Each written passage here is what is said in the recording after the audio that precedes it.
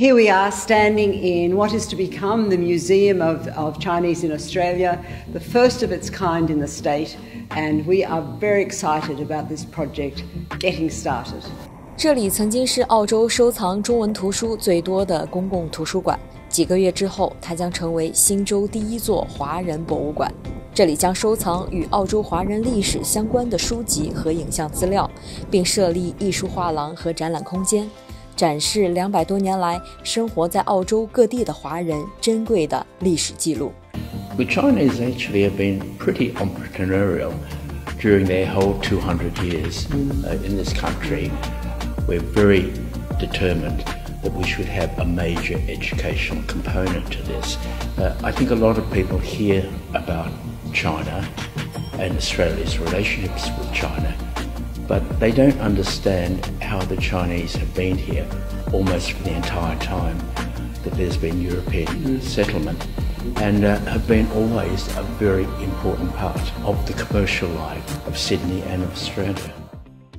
1818年，20岁出头的广东木匠麦世英搭乘月桂号轮船，以自由移民身份抵达悉尼的杰克逊港，成为有记载的最早的澳洲华人。200多年后的今天，华人对澳洲社会的贡献涉及到方方面面，人口总数超过120万，占到全澳人口的5%，是澳洲最大的少数群体之一。I think if we can talk to people about where the Chinese have made significant contributions, both as a community but also as individuals, then people will recognise Chinese might look different. They are Australian, and they've made the sort of contributions that are important to Australia, and contributions that are the same and equal to those made by all the other settlers in Australia.Going way, way back to 1788. 用一座博物馆来记录华人在澳200年的定居史，这个想法由来已久。1年半以前，借着悉尼市政府对西市图书馆旧址进行招商的机会，余森美和筹建委员会提出了租用申请，并得到了悉尼市政府的批复。然而，博物馆选址工作敲定之后，余森美的团队又遇到了新的困难。为了招募专业的策展人员来运营整个项目，现在最大的挑战就是筹集资金。I think in the short term, in the next 12 to 18 months, we're going to need to raise at least $1.5 to $2 million to start it and set it up properly. We don't have at the moment any paid staff, but we need to have a director as a chief executive.We need curators. We need somebody to be the front manager of the museum. 同时，在内容筹建方面，未来的博物馆展出计划中，如何更好地展示澳洲华人历史全貌，尤其是100多年前鲜为人知的淘金时期的华人故事，成为余森美等人一直思考的问题。There are Chinese museums already existing.Particularly in Melbourne and in the Goldfield areas of Victoria. We would want to work with them. We're not in competition. We're all trying to do the same thing. And we will want to work with them.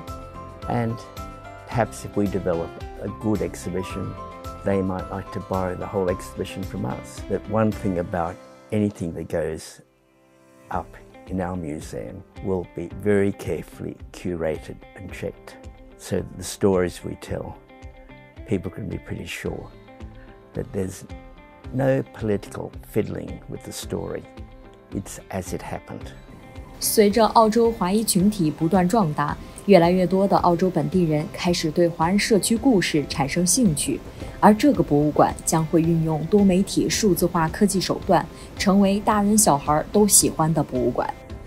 We could have available the oral history of some people who lived in Chinatown 90 years ago, who lived in Tenterfield 90 years ago, and talked about the establishment of their little shop or their restaurant in Tenterfield, or all the other country towns in New South Wales where the Chinese were active. There really is a lot of material. There are, for example, the first Chinese tea rooms in Sydney, Hong Kong, the Powerhouse Museum, have examples from his, and they may be willing to lend us some of those objects at a later date when we've got our things well and truly set up and running. We have to use and exploit technology. As well as having bits of paper 100 years old, we actually want to talk to the Chinese that have lived here for a long, long time and get their stories. And we want to make oral history an important part of this. But we also want to know how young people today feel, and we want to record it now so that in 100 years' time, people saying, isn't that interesting? These young people who were there right at the beginning of this museum